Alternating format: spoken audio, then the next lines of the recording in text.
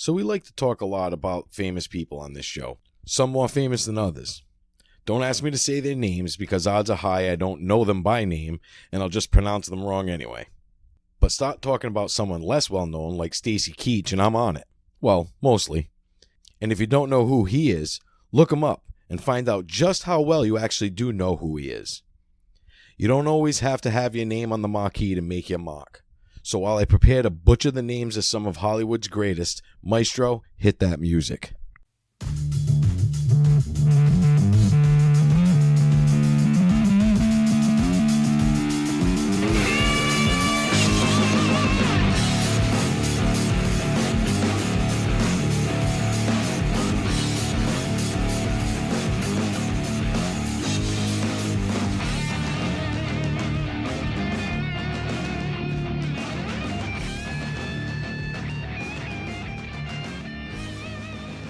Welcome back to Needless to Say. I'm here with Craig and Dave, the Nick Chinland and James Hong of podcasting.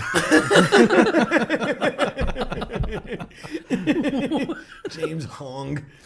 I assure you at home, this will make sense in about 20, 25 minutes, all depending on how long these two tools talk about Game of Thrones. Both of their right arms are completely sore because they saw a once 11-year-old character. Okay, they saw her naked. Repeatedly. And then apparently she had a really good moment at the end of the most recent episode, which just turned them on even more. Yep. You know it. I can't argue. Can't argue. No. Can't argue with that. If you were looking for an episode completely devoid of Game of Thrones and nerd talk, you are at the wrong podcast. Yeah. I want you to hit that back button to the point where your finger cramps. But we are back in the new Studio B. Now that Craig figured out Echo and all those parts of last week make no sense now when we're trashing what the sound is going to be. Yeah. I love how you left those quotes in. Yeah. Well, we are perfectionists. Yeah. Yeah, we'll go with perfectionist. Sure. How was your week, fellas? Not bad. Typical stuff. One thing today that struck me, before I get into today, last weekend, all around great weekend. Between the Game of Thrones, went and seen Endgame, spent the day at Proclamation Brewery with Brad and that's right, you guys went. And his sister-in-law and the kids and Mike Kaz and all them, and the kids. I like how I do that. At the brewery with the kids. I'm telling you, they weren't the only kids there. Hardly. There's were tons of babies. kids. There Yeah. were guys drinking, sampling beer with those baby Bjorns strapped to their chest. Honest, Yeah. that to me is easier than showing up with kids that are mobile. Yeah. Probably, but the idea, the image. Oh, yeah. Okay, Yeah. I think that's why these brew pubs and breweries are so popular now is because for some reason it's totally acceptable to bring them in there, but an actual bar would be considered low class. Yeah. It would be considered, illegal. Even. It's a little different it's not a bar. You know what I mean? They're serving copious amounts of alcohol. They were, yes. They have more alcohol than a bar. Yep. Yeah. It's a brewery. Yeah, they had gigantic vats of it. And they're like, have as much as you'd like. I mean, I get that bars are like bar talk and the TV, but you know what? There were TVs going, there were movies, but they also have games for the kids. Yeah. Every one of these breweries. I mean, we're going to Whalers in a few weeks for Mother's Day at Melissa's request. That's why we're married, folks. Yeah. Parents want to go out and drink too. Yeah. It's a way to do it. Like you're not going out and getting fucking shit faced. Not all of us. No. Some of us did a little day drinking. Yeah. That's for sure. Yeah. We had a good time. Then we came back here. Yeah. So keep going. No, yeah. And we came back here and it was fun. It was just a good night with Kaz and Kara and stuff. And it was just, we had a good time. Yeah. No shirt, though. No shirt, though. No. But, I thought they would she have said she's hand-delivered going to it. get it for me. I've heard that before from the Cycle King. Right? And then what else happened this week? Oh, yeah, Dave's a douche. Oh, hey, do you remember that time? Yeah. Why am I a douche? Because of things. Stuff. Yeah, because of stuff. No. Yeah, there was stuff. I can tell you that. I'd like to counter that with Dave's a hero. Well, what I'd like to say is, if you noticed, I was the only one who didn't comment because I had a feeling there was something going on. So I was kind of like, following the point, like, because when you said you saw it just randomly, Yeah. like online, I was interested. Like, where'd you see it? That's interesting. You know what I mean? I phrased And then- it carefully. Yeah, you phrased it carefully. I said nothing inflammatory. No. no. So why don't you? Do you want me to explain what happened? Yes. Okay. I don't think you should ask him to do it. I know. Well, I thought about it. I was like, that's just mean. So earlier in the week, I sent a picture to the other guys, and I said, "Hey, look what I stumbled across on the internet." Actually, I think I just said, "Look what I stumbled across," and sent the picture. And it was a picture of a needless to say shirt on a well-endowed woman. And immediately, some of the guys just fucking sank right in. They're like, "Oh my God, who is that? Who knows her? Where did you find it?" And just going off. Craig was silent. Yeah, I had a feeling. So my wife and I decided, let's have a little fun. We ordered some shirts a while back and came in. So it was a picture of her. And if you've listened before, you know my wife is Craig's cousin. So Yes. which is part of the fun of this whole gag. Yeah. We were watching the chat to see who had seen it, who was typing, and Craig saw it, and then silence. And it took a while, and the other guys were going back and forth with a few comments, and she and I are watching the comments, just laughing to each other. Yeah. And finally, I kind of let it out of the bag, and I think Craig's response verbatim was, "Cockface." Yeah. That is correct. And like I said to you, Dave, I wouldn't have been able to recognize Rayanne from that shot anyway, because I've always made appropriate eye contact with her. Made and maintained at all times, because her eyes are up there. Yeah. What was funny is after I sent it, and we started seeing the comments, I'm like, Brad is more concerned about who it is and how they get our shirt. Yep. Not so much what he's looking at, but someone has our stuff. Well, that's where I was coming from, because when I'm thinking, all right, well, if he did find it online, then that's cool. Where was it? You know. But I had a feeling, so I was like, I'm not saying nothing, and I stopped. I didn't look at the picture anymore. I scrolled right up and went by it, you know.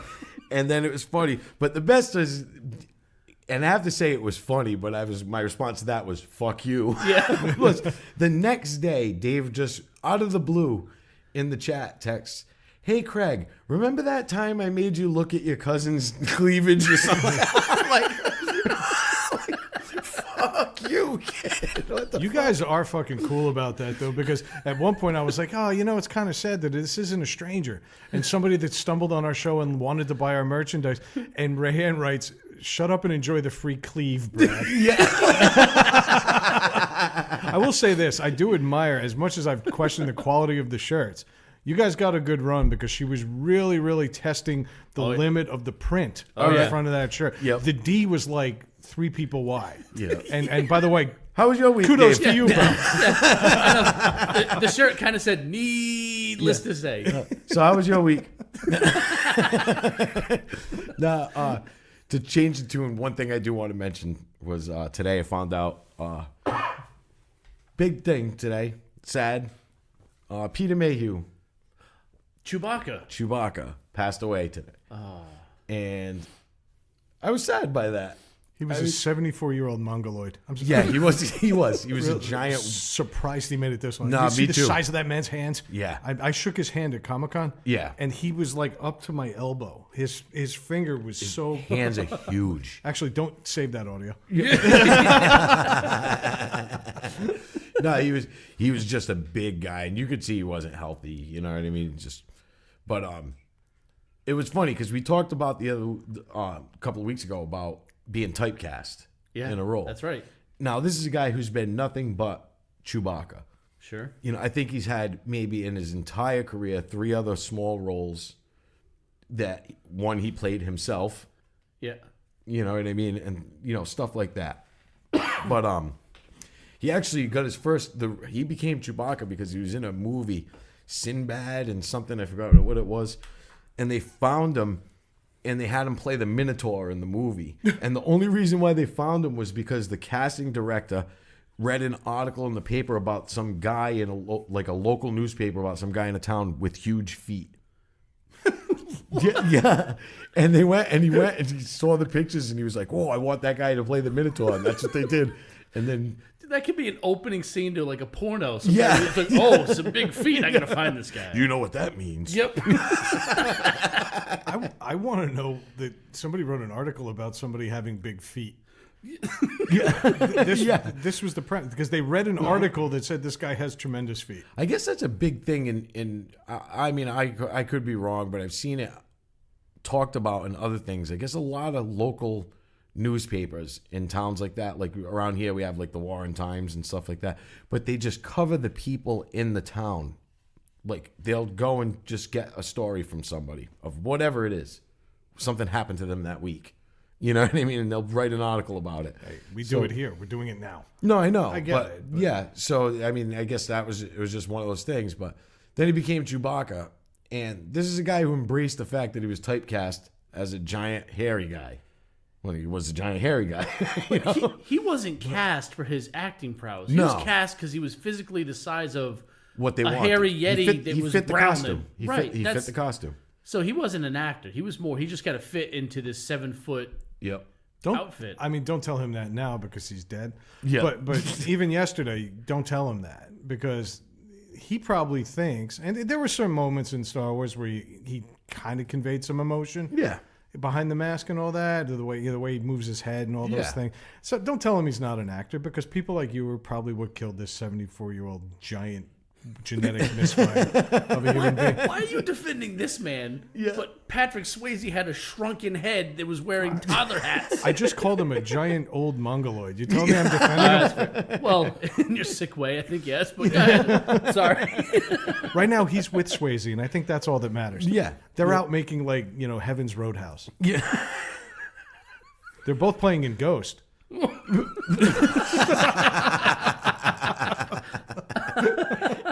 Oh my god! But yeah, he embraced the fact that he was just Chewbacca and made a living off the guy's never worked, on anything else other than being Chewbacca for the last. I mean, Well, at some point in your life, he's kind of forced to embrace it, right? Like, he's not getting the roles or anything. He's like, hey, you know what? I was Chewbacca. I'll fucking write it. But he also did things like he went to children's hospitals. You know what I mean? And stuff like that, dressed as Chewbacca. And he did that for years. I mean, he's been doing that since the 70s. So he embraced it, and that's it. And good for him. He wasn't living in a mansion in Beverly Hills. He was living in Texas, actually, of all things. But he lived probably a normal life, not living in a giant mansion, just doing his thing. But he was Chewbacca, and he didn't have to do anything else but be Chewbacca. Go to a con, sign some autographs, travel around. Nothing wrong with that. So, good for him. First toast of the night, Chewbacca. It's probably his last words. Yeah, They call it the death rattle, Brad. I was thinking aspiration, but all right. They're like, oh, he's doing it again. all the nurses at the station just Yeah. turn the volume down. He's fine. He's fine. He's just asking for applesauce. But that was it. How was Dave? How was your week? I had a pretty uneventful week. Not a lot going on. I've got my father-daughter dance tomorrow night, as a matter of fact, with my oldest. Yeah. Which is What's your always father fun. wearing? Sorry. Well done. It's going to suck for your daughter, though, when she's got to be embarrassed by her date. Oh, yeah. They all are. Right. Have you been to any of those? No. No. It's They all just huddle in the corner talking. no. These girls are basically 5th grade and under. So we're thinking 12 years old or so and under. Not even. Yeah, 12 at the oldest. okay. Yeah. Right. It's just chaos. It's every dad lined up along the walls of the gym. Actually, this year it's at like a fucking Elks Club or something. But just sitting around, all the girls just yelling and screaming and dancing by themselves and playing. Yeah. So all the dads just hang out in a hot fucking room for 3 hours. Yeah. That's Super. But they get to dress up and do things. That's they get into that, which is great, so. which is cool. Take pictures, do that whole thing. Yeah, So, I try to match like her. Every year she doesn't want me to know what color her dress is. She wants it to be a surprise or what it looks like. She'll tell me the color so I can get like matching ties and socks. Yeah. I'll do that. And she wants me to wear one of my cowboy hats this year because it's a Kentucky Derby theme. I was like, "Are you sure you want this?" She's like, "Yes." Okay. I think you wore one when I met you all those years ago. I'm Probably. yeah. I've got a few. Yeah. They're like the Bret Michaels rock and roll cowboy hats, No, they're though. not. It's not like it's not like JR from fucking Dallas. They're not like those 10-gallon fucking thing. Come over to my house. It's stirrups of love. Yeah. Rock of love. Stirrups. Chaps of love. Chaps of love. That should be the theme of the daddy-daughter days. There it is. There you Chaps go. of Craig, love. you've been to plenty of these. Yep. Usually, just peeking in the Just door. peeking in the window, yeah. Just hanging out with John Hansen in the bushes. Yeah. Chris Hansen. Chris Hansen. Sorry. There you go. Hanson. Damn it. Who the fuck is John? It's his He's brother. nobody. Craig is contagious. Yeah. John Gaffigan, anyone? I love how Dave is kind of catching on to my. He wrote two this week. The wrong two. He wrote the two like the number 2, TWO, in the middle, and I was like, wow, that came out of fucking nowhere. Yeah. I don't even do that. Craig dumber. has you beat, though. Craig Oh, yeah, actually will absolutely. write me in a private message. He'll be like, hey, I was thinking of writing the outline this week, and RIGHT. Yeah. And I'm Yeah. like, well, no, you're not. Based Try on that lefting alone. Basically, yeah. Oh, I do it all the time. I hate it. It's autocorrect. Anyway, so my week uneventful. The only thing that I've noticed lately is I've picked up one of Brad's habits. It's not a bad thing. So when we have chats and we're talking privately during the week, when Brad's done with the conversation, he does the same thing. He gives everyone the thumbs up. That he sends that little emoji, that sign. Yeah. So I've noticed I'm doing it, but I'm doing it at work. I'll have people instant messaging me and asking me questions and things, and when I'm all set, like I get aggravated, they just get the thumbs up. Thumbs and up. All done. Yeah. And normally I don't get that frustrated, but lately there's a big hiring push, so we're basically hiring twice as many people as normal. Yep. So instead of having 20 people in a class, I have 40. Oh yeah. So in between virtual classes, I have 40 people asking me questions, and I want to fucking kill them all. Yeah. Yeah. So when I'm done with the conversation, they're all getting thumbs ups, and I halfway through the day, I'm like, "Holy shit, this is great!" This is great. Because it fucking worked. It worked. That's right. Do you remember being at a bar and talking to a group, and then somebody would just go, anyway? Yeah. That's the ticket out of the conversation. The thumbs up is the anyway Yeah. of emojis. And I can usually either tell Brad's either done with the conversation or he's busy. Yeah. Because he's working. You know Either what I way, mean? you're done saying what all you the had way, to say. Either way, I'm like, all right, I'll wait until, you know what I mean? Yeah. I'm done. I'll leave him alone now. You know? Yeah. and But it works like 40% of the time. It does. Yeah. It Which does. is a high percentage. when It you think works about- like 40%.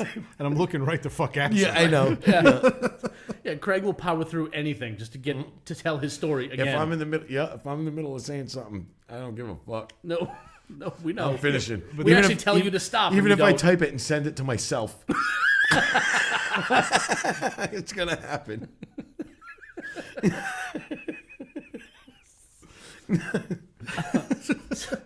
So I hate that wasn't the highlight of my week, was the thumbs up. It's just something I've noticed and it works. The highlight of my week was the beginning of the week. Brad alluded to it a little while ago. I think we're ready to go. But My week was wonderful. Thank you. yeah, no, we don't care. No, go ahead. I just got the Yeah, thumbs up. before we go, yeah. I don't have actually. go The ahead. funny thing is, I had the longest stuff written, but honestly, it was just about my car, which is now on 2 wheels instead of 3, Yeah. and that's going to be Slowly. rectified tomorrow. So I'm actually really excited. The end. I think he's mad at me. Arya Stark's tits. Go. But this episode was the third episode. The big battle. Basically, one- the mid-season episode Yeah, for this last season. Yeah. And it was the one that everybody was talking about, amping up for. And there's been complaints about it, that it was too dark. And I'm a fan, Yes. obviously. Yep. If I didn't like the episode, I would say it. So it's not that I'm just saying it because I love the show. No, but there was some Public outcry criticisms about parts of the show. Yeah. And in my opinion, they're wrong. So what was the biggest it was criticism out of this fucking week? fantastic. The biggest criticism, I think, was that it was too dark. It was dark. I felt like I was watching it through a screen door. Not like content dark, but No. like the actual visuals, visuals were were hard too to dark. see. It was muddy. I think it was done intentionally. I don't think it was a good decision. And I'll leave it at that. I think you're right. I think there's two schools of thought. One was it was just poor quality, which It was we know it was 100% done intentionally. they're They've spending admitted it. $12 million an episode. It took them 55 days to shoot that episode. Wow. So, Let's put this in perspective. Pootie Tang was filmed in 55 hours. yeah. Yep. And Craig sat and shook for 55 minutes after he saw a picture of his cousin's breasts on his phone. Which, incidentally, the cinematography there, perfectly bright. Perfect. Not Backlighting, not too dark uplighting. at all. Not too, if anything, a little more shadow might have helped. Fucking shut up. But my thing was that they did it. It was done intentionally. They've admitted it, and they even said after season 3, I think or it was season 3 or after season 3, they changed the way they were doing the cinematography with the lighting because they wanted it to be more natural. These people are in caves. They're in things. They don't need to have a big backlit. Sure. You're in a cave. They wanted Yeah. it to be more natural, like you were there. So they used low lighting to make it look like torches and this and that, which is cool. I get it can be frustrating for some things, but I think it fit the battle scene to a T because even that the storm blew in, you couldn't see nothing. It put you in the same situation as the people that were in the battle. It made you anxious. It made you anxious. I actually sat there like tight through the whole episode. You know, like every so often, be like, "Who was that? What did I just see?" Yeah. and I think that was part of the point. And My that was sister-in-law part broke of my the couch. point. She was doing this like Curious George monkey routine all over the couch. My sister-in-law, who made quite an impression on Dave and Craig last week, I might add. She's funny She as walked in and burped like fucking Barney from The Simpsons. hell. Yeah, she did. I wish we had just addressed the elephant in the room. She has a gastric disorder. Damn it! No. What I'm saying is she needs to address it. Oh, It's no longer cute. The best thing is when she did it, she went, I just did that out loud. Oh yeah, she gives you. Oh yeah. She gives you the little dainty thing. Ask the neighbors. yeah. The first one was free. yeah, the first one was free. But then she started dropping all sorts of swear words and things No, like that. she's hilarious. And She's a really riot funny. and a half. But when we watched this episode, she was literally climbing. I don't think I've heard the words "fuck yeah" right down to the end of the episode when she's like, "I knew it, fuck yeah," screaming bloody murder. I'm like, my kids are upstairs and you're squatting like a baseball catcher on my couch. So yeah, clearly this episode hit people in different ways. Yeah. I thought it was more amusing watching her. Yeah. No, but I mean, like I said, so I think that was done intentionally. Yeah. And I thought it was perfect that it played that. Yeah. It gave you that anxiety. It gave you that stress. Not knowing, these people are coming over the walls and attacking. Is it a good guy? Is it a bad guy? Yeah. I don't know. It's What too the dark. hell was it? Yeah. Things are happening too fast and it's too Like that, where it first was, I noticed it being dark was after the Dothraki rode out. Yeah. All the lights went out because Jorah rode out with them. Yeah. He came back and his face was a little fucked up. When he rolled back, it wasn't that clear. It wasn't easy to see. I'm like, was he dead? And he's riding back to fight as part of the army.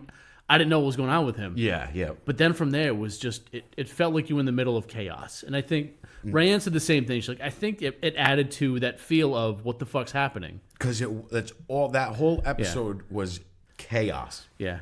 It was claustrophobic. I think Yeah. that's the way I would describe it. Yeah. Not knowing half of the characters that my sister-in-law was getting all upset about. Yeah. Like, I'll just call her Liz. Her name's Liz. Yeah.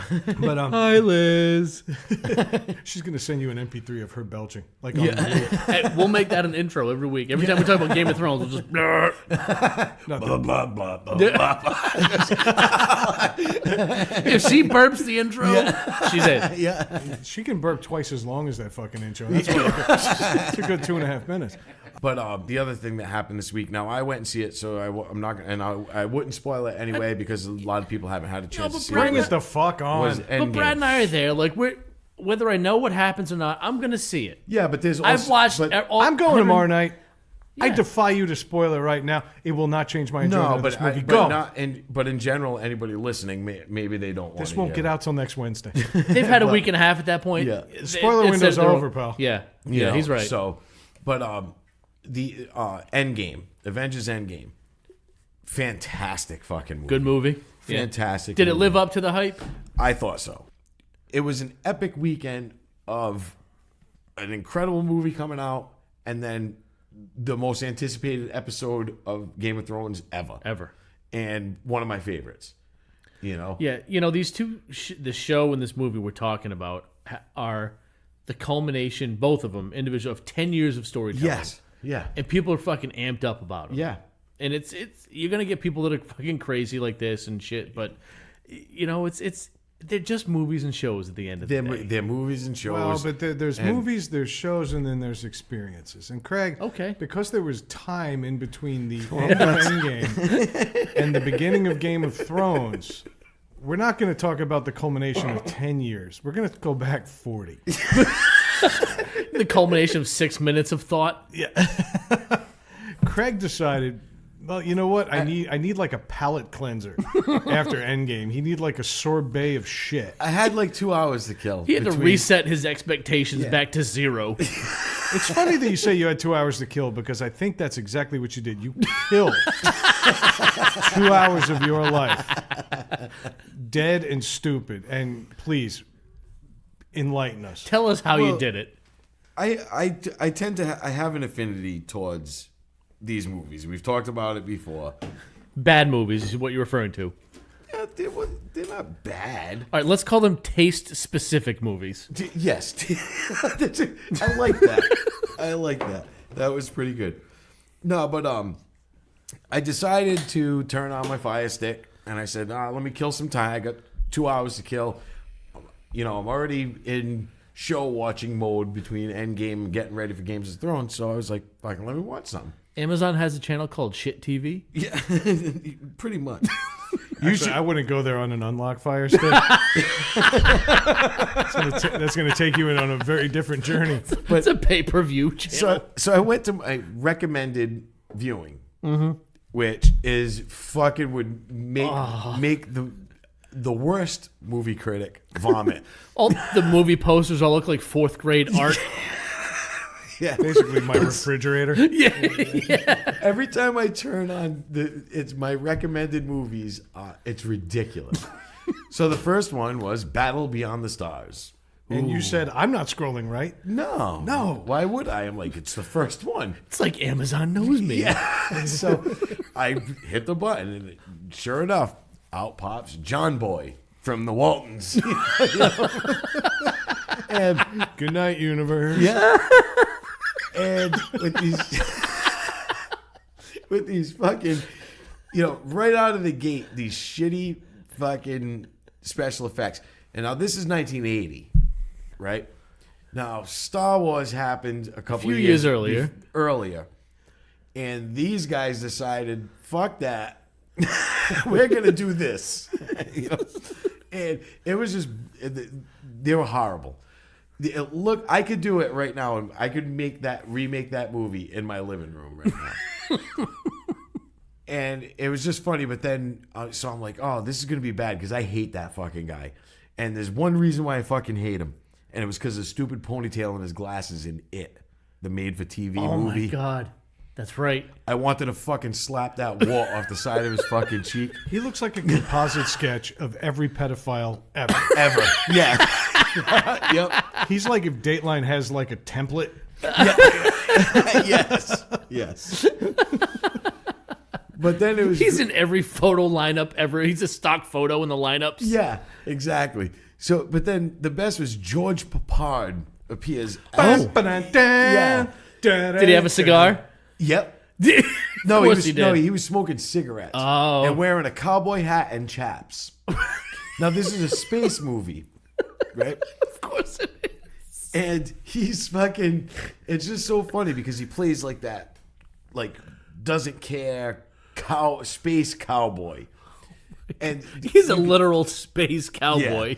Yeah. And we talked about it, and it was funny because the guy who plays the main role, John Boy. What the hell's his name Richard again? Thomas. Richard Thomas. I'm sorry, I couldn't. Wasn't coming to me. Richard Thomas actually read to be Luke Skywalker, This is his revenge. and yeah, exactly. And he read for it, and It's apparently, right in the name of the movie. There was Star Wars, and they said, no, we're going to battle beyond the Beyond stars. the stars. We're going past those. Fuck your wars. Yeah. We're gonna battle. We're going right into a black hole of entertainment. And that's what it was. Well, it it was a just- black hole of something. I don't know if we call it entertainment. It was his planet was a planet of peaceful people, and this this evil villain comes in and he's going to take the planet over, and he gives them so many hours to give the planet up, and so they send John Boy out to go get John Boy. They keep sending him out. They send him out to rustle up some mercenaries to help them fight. But avoid space playgrounds, John Yeah, Boy. Go wrangle up a space posse. So he does, and it's so funny because like this evil villain has conquered worlds all around. So you send him out to get mercenaries. So he comes back with 8 people. He gets, and one of them's Hannibal. One of them is fucking Hannibal from the A-Team. Then some girl dressed up like a fucking Viking from a video game, though, with the giant fucking head like things, and Horns. shit. Oh Yeah, my God. and then Like from a party store, right? and then there was another. I can't think of his name. The other actor, I'd have to look, but he's one of those guys. He's in everything. You know what I mean? And he plays the Han Solo type dude. That he was an assassin. He was an assassin. He's the cool guy. He was like a smuggler assassin guy that did all this shit, and he finds him on this rough planet, and he's hiding out there, and he's thinking He had to go to another planet to find this guy. yeah, so he went to Oh. another planet and he found him. And it's just so funny because the evil aliens all just look like they got hit in the face with a hatchet. They have a wound. They just have weird hair and a wound across the middle of They're their all face. vagina faces. Yeah, Nice. exactly. And it just goes from there. It's ridiculous. It You was did not so tell me that fucking Robert bad. Vaughn was in this. Robert Robert Vaughn. That's Vaughn. who it is. Oh my God. I'm looking it up right now on IMDb, and Robert Vaughn, his photo looks confused. Underneath that, his photo looks like, wait a minute, they remembered? He played the man in Pootie Tang. Yeah, exactly. That's what I mean. He's like the guy from everything. He was in Superman 3. Yes. He Superman played the 3. bad guy in Superman. guy. He was Yep. the rich guy that was building the He supercomputer. made commercials for a local law firm around Yeah, here. he did. A local law De firm Oliveira around- and Morgan. Yep. Yes, Actually, he did. it's not them anymore. They It's broke just up. associates now. Yeah. Yeah. But he made commercials for them. Yeah, he did. Wow. For But the you know who longest else time. is in this movie? The dad from Nightmare on Elm Street, John Saxon. John Saxon. That's who he plays the villain. Oh, he was the He was villain. the villain. Who And it played was the cool? Who was the cool guy? John Boy, Richard Thomas. No. The Han Solo character you No, referenced. was Vaughn. Okay. He gotcha. was the devil. Oh my God, how Yeah. old are we? Wow. Jeez. But no, he was old. oh, all right. Like he went and found this geriatric hero. It's like, hey, you know Han Solo? He's my nephew. Yeah, exactly. Yeah, Taught him everything he knows. taught him everything he knows. But it was so fucking bad, and I don't know. I can't even get into it. It was just bad, and I loved it. Oh my God, But- I'm looking at this cast, Craig. The cast is ridiculous. Well, it's actually kind of making my Spidey sense tingle a little bit. Yeah. There's that guy in here. there's a lot of that guys. Who's the guy that caught your attention? It would be Earl Bowen, who played Nestor One. Yeah, Earl Bowen. Why do I know him? You don't. you don't, but you do. Well, you do, but you don't know his name is Earl. Yeah. No, That's Earl Bowen. All right, I gotta look him up. What would I know him from besides Battle Beyond the Well, Stars? Earl Bowen, I'm telling you right now, you know Earl Bowen. Okay. Okay, in addition to making commercials for lawyers in other towns, Earl Bowen had one kind of star turn, and that was when he played I believe, the psychiatrist in Terminator. I think he was Sarah Connor's psychiatrist. Yes. Oh, he was that guy. Yes. Okay. There it is. There it is. That guy. Yeah. You literally just did it. I got a thing for those actors, man. I mean, you think about these guys. Shitloads of them. Yeah. And they show up, and some of them are in really great movies, and they have really memorable parts. But we just don't care enough about them to know their fucking names. It's like facial recognition. I can picture his face right now. I would never have known that was his name. You would know. You'll know Earl Bowen. I will now. That I now. told you the Terminator thing. You know. Yeah, but that's what I'm The saying. It's bald like, guy. He's got the weird hair. but if you had said, the psychiatrist from Terminator, I would have immediately pictured his face, but never knew his name. But do you remember him when he was on at least 13 episodes of Three's Company? No. Yeah. I don't remember that. He always plays like, I'm trying to think, like when you need like a bank manager, okay, in a sitcom or something, like or somebody that, I mean, maybe it's a psychologist, but on sitcoms he was always the psychologist that didn't always have the answer. Yeah. Like the main character of the show baffled this psychologist. He was smart, but he wasn't quite that smart yet. Like he was the guy who's like he was just working to justify his degree. Right? So that was that. And so Earl Bowen was in Battle Beyond the Stars, Craig. So did Earl Bowen as Nestor 1 improve your experience? No. Can I ask what Nestor 1 was? Was he Nestor supposed to be 1. like the C-3PO of the movie? No, I don't Same even. head. I can't even fucking remember now. This was 4 days ago. It was that bad. It was that. Wow. But they forgettable. must have had more than one Nestor. No, They numbered them.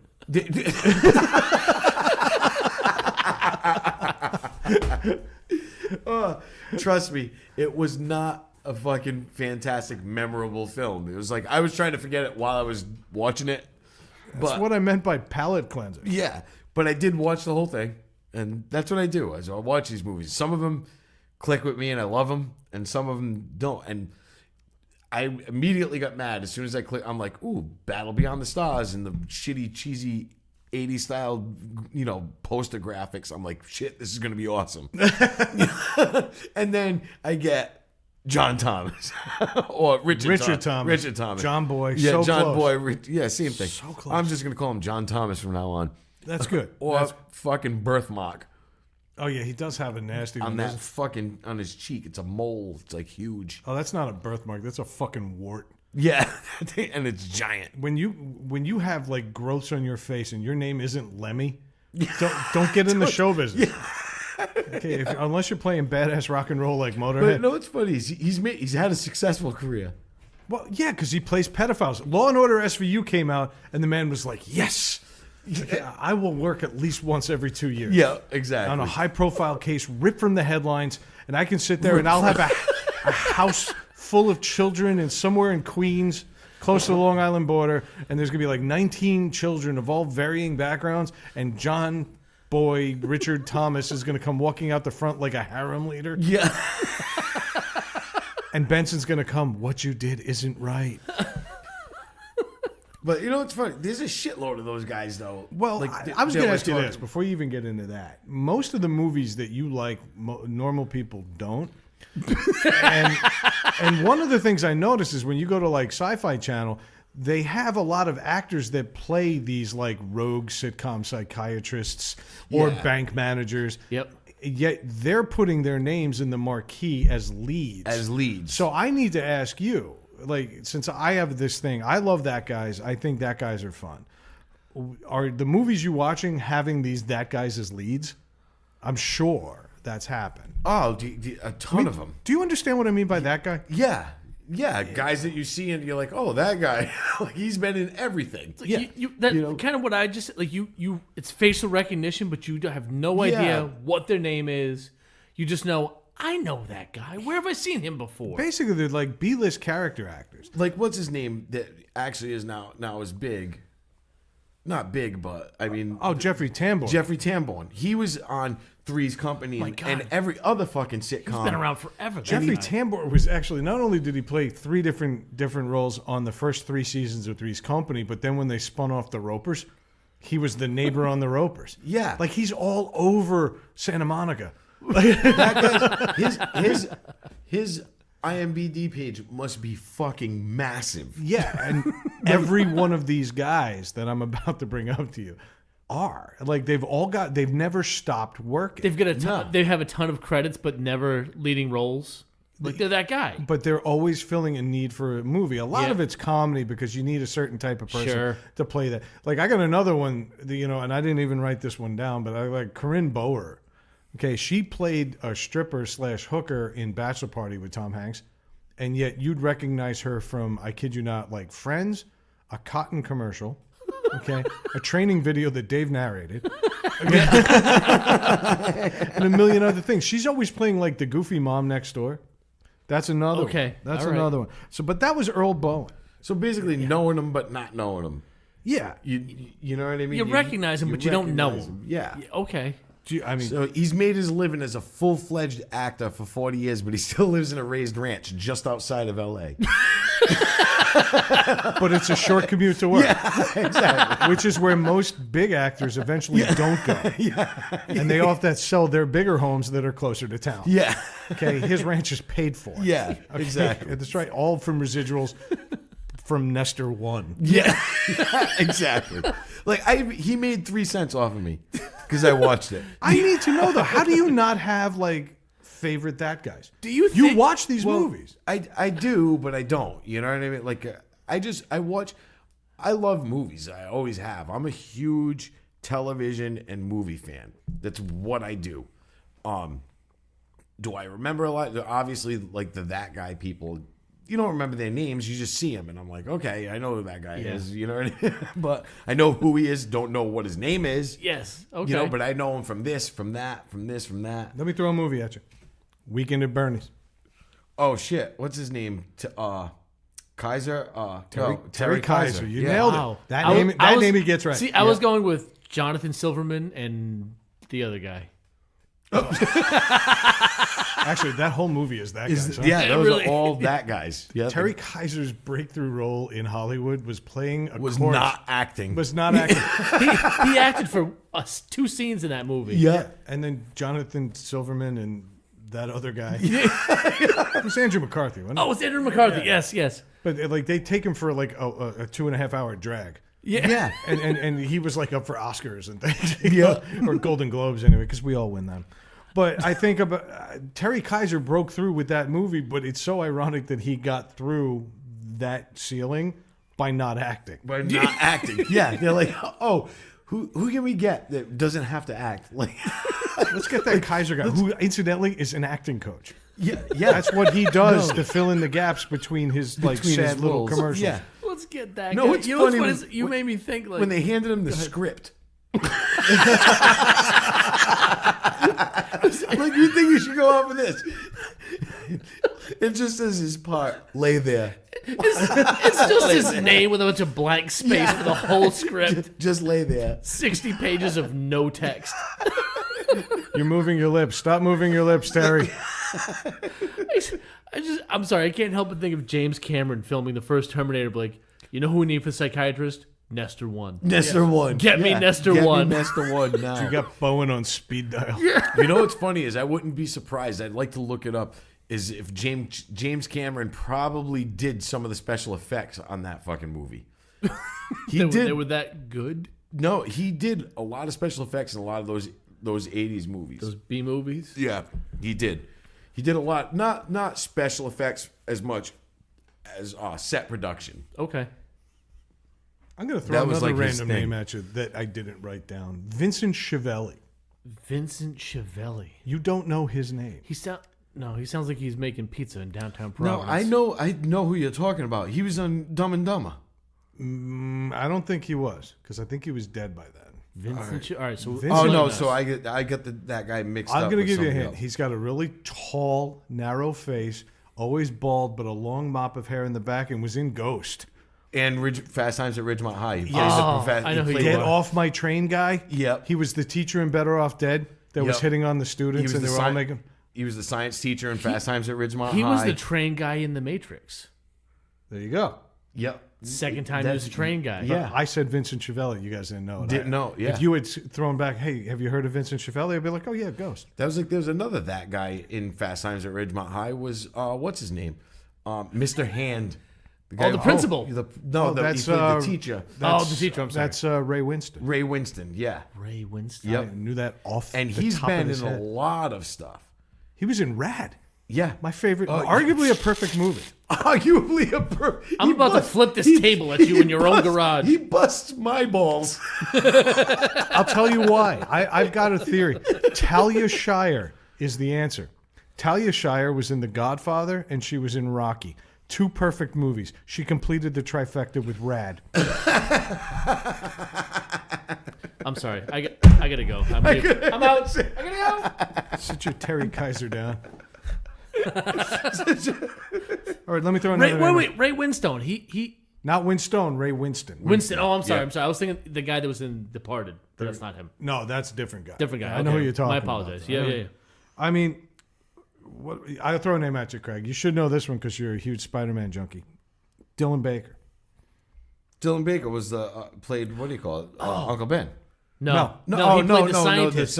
The scientist, The yeah. professor. The teacher. The professor. The one that looked like he was going to become He's- like the bad guy back then. Yeah, he's been in almost everything. And know who he reminds me of? He looks just like the guy who's on that show. What's that HBO show? Fuck. He was in oh Jesus Christ, I'm drawing a complete Fargo. Oh no. You're thinking of it's a Showtime Show. Yeah, that's what it is. The His wife just got hooked up in that college scandal. Oh, William H. Macy? yes, Macy. William H. Macy. He looks nothing like William H. Macy. I He's don't know, got skin and teeth. That's it. That is the only comparing thing. I mean, I think they're both American. But no, Dylan Baker's the guy when you're a college professor or some type of high-end businessman that seems to care about you, but almost always has ulterior motives at the end. But still looks a little confused about what's going on. Yeah, and it looks like he's smelling like Craig's farts. Yeah. Well, no, that would be Weekend at Bernie's. He's dead. And I think that's the beauty of it, though. Somebody had a role to fill, even in Spider-Man, a big production movie at the time. Yes. And they said, you know what, we could go get like a Kevin Spacey, theoretically, We need that guy. when he wasn't being a pig, and when he was just being a But we decent need actor. somebody who's not going to draw too much attention, want a billing, basically. But I thought the whole idea of that professor in that movie was to be like a mentor to him, and they never went that direction. No. But they needed somebody who looked like at any given moment he could turn on him. yeah.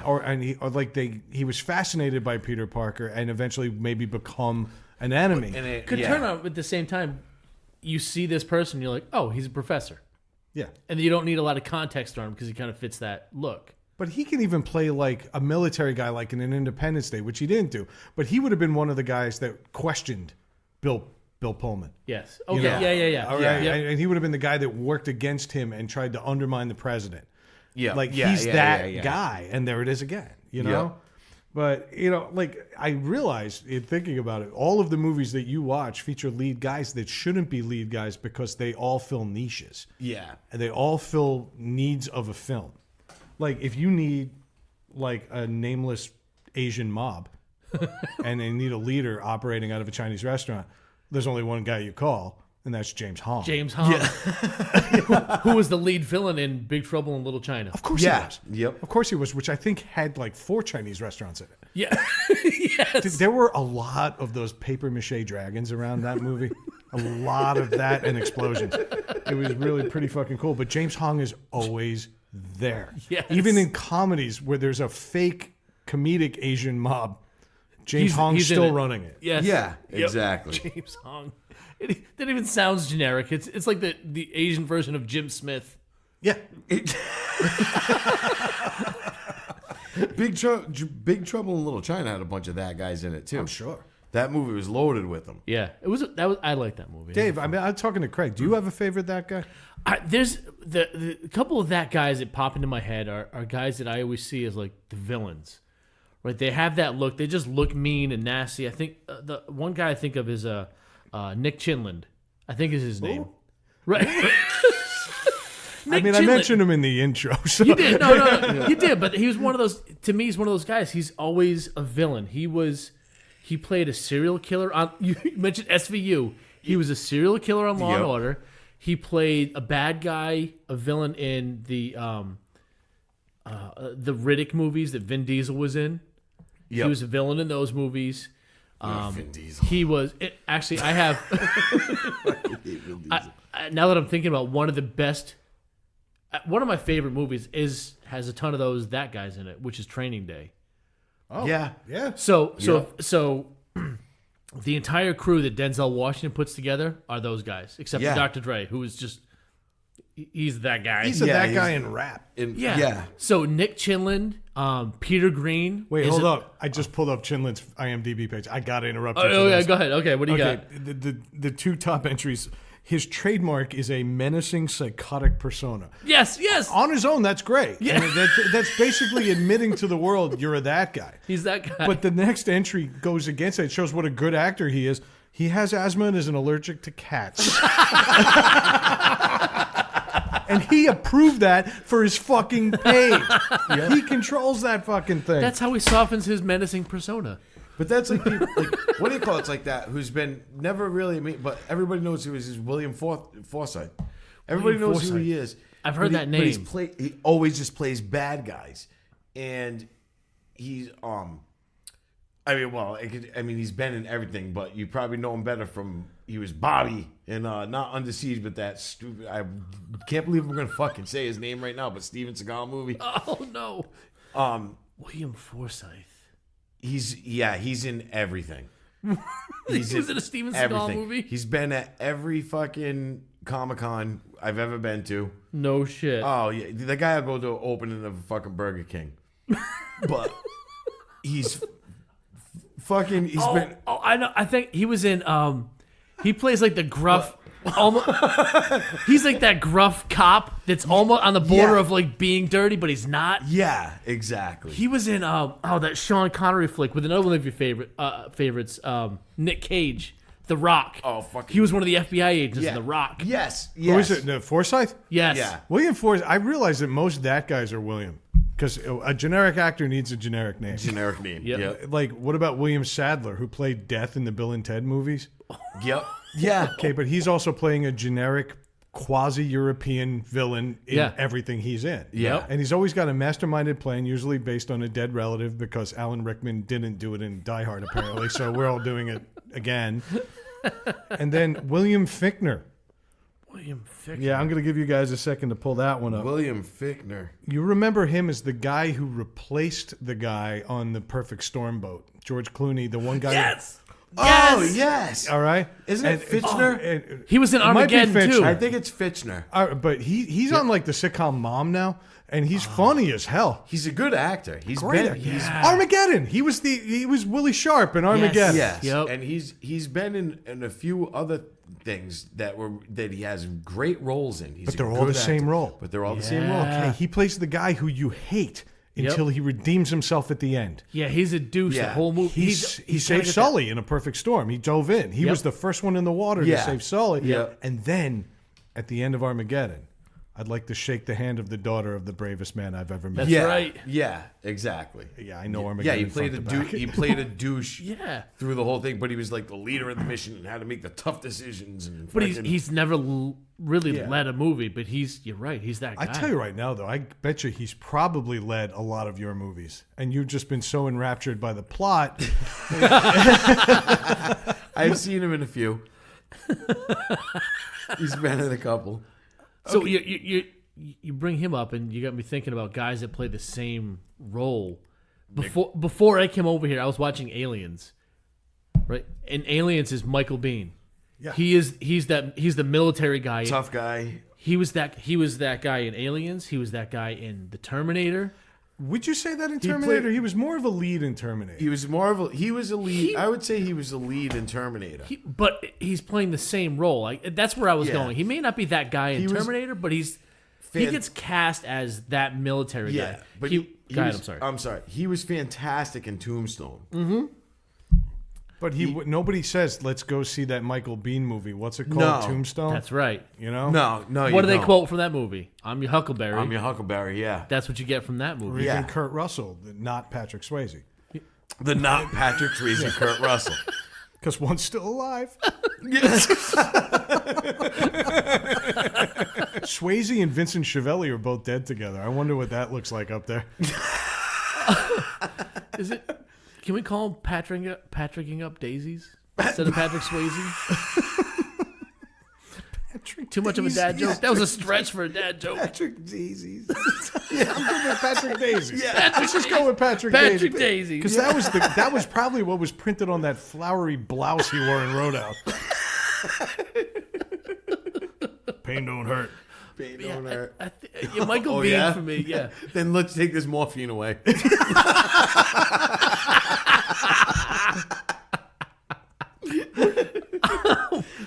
You have my mind racing thinking about all these that guys now. Yeah. I can't stop. My wheels are turning. It's insane. It's just cranking. I'm just picturing faces and I can't put names to them right All now. right, I'll fill in with All one. right. What do you got? Okay, I got David Morse. Do you know David Morse? David Morse. You should. If you saw the show Outsiders, where it was like that weird mountain people clan, where they lived up in the mountain, he was the leader. He's been in almost everything. He looks like the guy that played the Greatest American Hero. Yeah. He's got that same blonde, curly hair. He looks like Michael Rooker, who Michael Rooker for the longest time was that guy. Yeah. Yeah. Michael Rooker's got a little more, like he's got a more square face, but yeah. He's skinnier, but they're very similar almost in looks, and they've kind of played the same roles throughout. David Morse is kind of that quiet, creepy guy. And right? He's stone-faced. Yeah. Okay, he plays he plays like the kind of guy that you want to beat somebody up if Jason Statham isn't around. Yeah, he'll play. He was in The Rock too. He'll play the straight-laced detective partner of the lead guy. He was the bad guy in 12 Monkeys also. Yeah. Oh, yeah. And he was in The Green Mile. He played right. Brutus in The Green Mile. Brutus in the Green Mile. Okay, this guy has made some seriously. He had a great stretch on that show House. Yeah. Where he Yes. played like a major badass in that. He was a cop that got pissed off by Yes. the house being a wife. The guy's a phenomenal No, actor. he's a good. great actor. But nobody ever says, hey. He's a great that guy actor. Yeah. I never heard anybody say, I'm a big David Morse fan. I need to go see the next David Morse joint. Yeah, exactly. but When's Morse's next film coming out? Exactly. He's more of a supporting actor. But he's a solid But he's supporting a actor. solid supporting Yeah. actor. That's one thing. All of these guys that we're talking about, they've been in everything. They have a legitimate reason to be in everything. They can play their parts. They're can that act. guy because we know them. They've done it so well for They've so done long. it so well for so long, and they can do the job, so they get hired by these Well, studios. let me ask you a to do it. question. If you were making a movie and you need like a good-hearted but ultimately like clueless intellectual type that has some serious lack of judgment, he's kind of a hippie, but he's a little earthy, crunchy, but he's the kind of guy who would much rather open a book than turn on a ball game. Who do you call? Oh my God. I know who I'd call. Okay, let me throw you a curveball. What if you needed to raise a talking pig? Why then, folks, we would call the one and the only, the incomparable James Cromwell. James Cromwell. He's played a president. James Cromwell, Yeah. also in The Green Mile, played the warden. That's Yeah, he was the warden. That's right. He was Farmer Arthur in Babe. Yep. Yep. And he does a lot of voiceover. He was on 6 Feet Under. Yeah. He's played the president more than once. He's a lovable grandfather, but also like He's that. not lovable, though. But he's that older authoritative figure. He's kind of like the grandfather you had or the great uncle you had that kept the kids at the arm's distance. He's like, I love you, but I don't like you. Okay. Yeah. All right. That I can kind of yeah, vibe. I But can see He that. fills that role very well. He's probably a classically trained actor. Yeah, most likely. Okay, Yeah. other than Babe, Pig in the City, I can't think of a movie where I went to see it because of James Cromwell. No, because they're just not lead No. people. I mean, this is something I've been dying to talk about on this show. I can tell. the worst you are part is- so amped up right now. I love it. There's a I'm so ton of- psyched. I knew your fucked up movie thing would pay off eventually. I got Chuck to watch Birdemic. Oh my No, God. Chuck is going to film school. And all he talks about is film. So it just came out and said, like, hey, you're a knowledgeable film guy. Have you seen Birdemic? He's like, no. What is that? I'm like, oh, well, hold on. It's a masterpiece. I'm embarrassed that I was a part of this chat. And I'm like, well, here's the two answers here. Do you respect Craig? Yeah, then Brad right away chimed in. Do you like Craig? This is the If so, do not watch this movie. yeah. If you don't like Craig, have at it. Because you're going to have so much ammunition against him. Chuck's like, I'm gonna have to check that out. And then about 10 minutes later, he says the thing. He's like, Jesus. Like, you're watching it, aren't you? I won't lie to you. I got hooked. But, I mean, if I was, I saw 9/11. I looked at that, too. Yeah. You didn't want to. Bad things were happening. Yeah. That's the thing is you can't turn away from that movie. You put it on, you can't turn away. You're like, I can't shut this off. What ridiculous utter nonsense is going to happen next? All right, There so wasn't even not one that guy actor in that movie. No. You've got to climb out of so many holes just to reach that guy's status. Yes. He's a that guy now. He's a that guy that's following our show. Yeah. And I'm not happy about it. No way. I'm so happy that he's following us. I'm glad. Bah. God, I'm trying to think. Are there any other that guy Dude, stereotypes? I'm happy about. I'm sorry. I'm stuck on Scott Farkas too. I'm happy about Scott We Farkas. never mentioned that. We never mentioned it. Take it. We got an unsolicited Yeah. follow this week. We never reached out to him. We've never done anything. All of a sudden, I just get a notification. Bling, you are now being followed by what's his actual name again? Ward.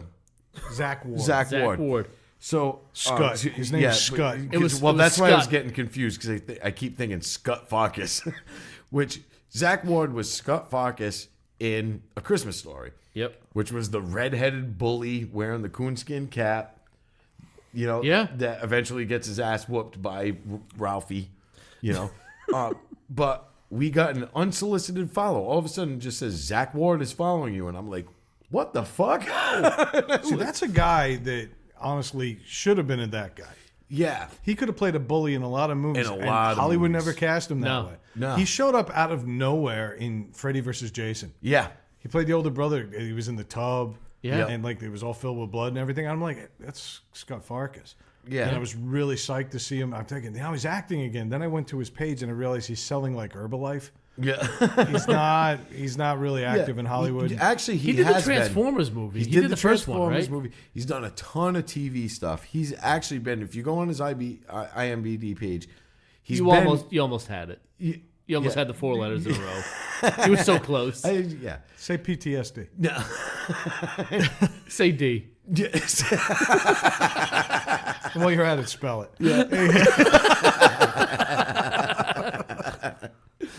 But he's been in a lot of stuff. He's done a lot of television, like one-off series. He was on some series actually though for a few seasons. Shows you've watched, not me. I thought No, guy, not shows that I've watched, but like I've looking through his page, I was like, oh, he's actually he has been acting, not crazily, but Yeah. he's made a career out of it. He doesn't work at Best Buy. Oh, he's got No, teeth to know, say. I thought he was an entrepreneur. I thought he was playing off of the Hollywood. He's probably doing voiceovers. That's what I thought. I'm just kidding, Scott/Zach. Yeah. I'm just kidding if you do tune in. But let's get back on that guy thing. I've waited I know. 86 episodes to do this shit. If Every Brad could time stand and reach his microphone, he would right now. He's Yeah. just Long hands. before you even join this show, I've said to these guys, we could always do that guy thing, and they just look at me, and then they go back to drooling and scratching themselves like they do so well.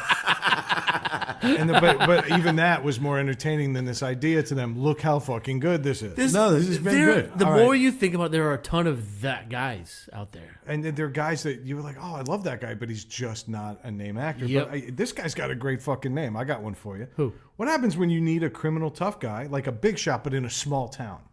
Like he's not a big city lawyer. He's not a big city anything. But you know what? When you've got like the Dick in Roadhouse, like that guy was the king of like what, Tupelo? He was the king of mile marker 15. Yeah. But he plays like this guy who acts all tough and everything, but he sits behind a desk and yet somehow convinces through probably cash to get a bunch of other tougher, bigger guys that could whoop this guy endlessly to do his bidding. All right. All right. Who are we talking about? Powers Booth. Powers. He was Oh, in shit. He was in Deadwood. Damn. Yeah. He was in Deadwood. Yeah. He was in the Avengers movies. Yep. Who was Yes, he in he the was. Avengers? He was part of the council that Nick Fury Yeah. talks to. He's part of the council. He was also in 24. Yep. And Tombstone. Yeah. He's That's been right. He's been in Oh, everything, he was though. the main antagonist in Tombstone.